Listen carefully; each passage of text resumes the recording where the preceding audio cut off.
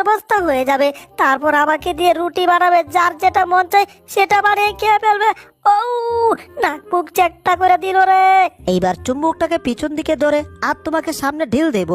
কিরে, আমার গলার লোহার মালাটা টানছে কি? হায় হায়, আমাকে সহকারে টেনে নিচ্ছে কোথায়? কি সর্বনাশ! ব্যাপার কি, আমার চুম্বকটা এত ভারী ভারী লাগতেছে কেন? একবার পিছন দিকে চেয়ে দেখি তো। এ রে, এ তো ভুলক। হায় হায়। তাই তো কই, আমার সাথে ফাইজলামো করার সাহস কে পাইলো কই? টমের বাচ্চা, তোর এত বড় সাহস, তুই আমাকে চুমুক দিয়ে টানিস। এই নে, এবার চুমুক দিয়ে তোর অবস্থা ময়দার বস্তা করে ছেড়ে দিলাম। এই রে, বুলডগের কবলে পড়ে টমের জীবন তো হয়ে যাচ্ছে তেরে বেড়ে। একটু চেয়ে দেখি তো। এই রে, কি করলো? ওরে, আমি দম নিতে পারতাছি না, আমার জিহ্বাটা ভিতরে যাচ্ছে না।